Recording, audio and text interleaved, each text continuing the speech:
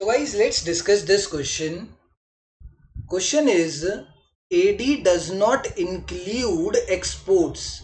AD के अंदर exports नहीं include होता. क्या ये statement सही है या ये statement गलत है? तो इसके लिए हमें AD के बारे में पता होना चाहिए. AD की definition क्या होती है? AD refers to C plus I.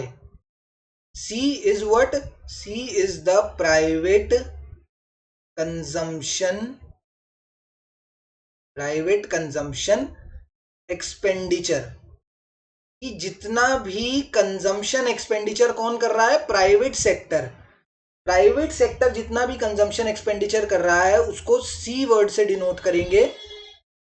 And I refers to private investment expenditure.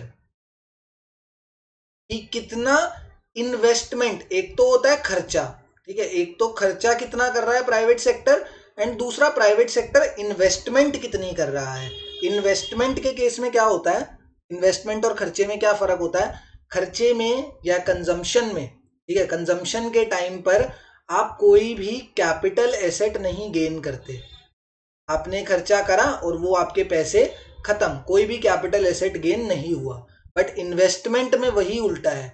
आपने खर्चा करा बट उस खर्चे से आपका एक फायदा हुआ और आपको कोई ना कोई कैपिटल एसेट गेन हुआ, आपके पास कोई ना कोई कैपिटल एसेट आया. तो इन्वेस्टमेंट और कंजम्पशन में ये सबसे बड़ा डिफरेंस होता है. ये ध्यान रखना इस चीज का, ठीक है. एंड ये कौन कर रहा है? सिर्फ प्राइवेट सेक्टर कर रहा है, गवर्नमेंट का कोई रोल नहीं है यहाँ पर. एडी की डेफिनेशन हमें यही याद रखनी है. एंड ये कौन सी इकोनॉमी में होती है? क्लोज्ड इकोनॉमी के अंदर. एक ओपन इकोनॉमी भी होती है, ठीक है. उस ओपन इकोनॉमी के अंदर ना एक्सपोर्ट्स की वैल्यू इंक्लूड करी जाती है. अगर ओपन इकोनॉमी की बात करें तो ओपन इकोनॉमी के अंदर, क्लोज्ड इकोनॉमी का मतलब क्या होता है? कि ना यहाँ पर गवर्नमेंट सेक्टर का रोल होगा और ना ही जितना भी सामान है वो हमारी कंट्री के अंदर ही खरीदा बेचा जाएगा. बट ओपन इकोनॉमी के अंदर क्या होता है? जितना भी सामान होता है, जितना भी गुड्स प्रोड्यूस हो रहे हैं, वो एक्सपोर्ट और इंपोर्ट भी हो सकते हैं एंड गवर्नमेंट का भी रोल वहां पर आ जाता है. तो AD in case of open economy refers to C plus I plus G plus net exports. ठीक है, मतलब कंजम्पशन भी आएगा, इन्वेस्टमेंट भी आएगा. Consumption, private investment, government expenditure भी आएगा एंड नेट एक्सपोर्ट्स भी इंक्लूड करा जाता है. कौन से केस में? ओपन इकोनॉमी के केस में.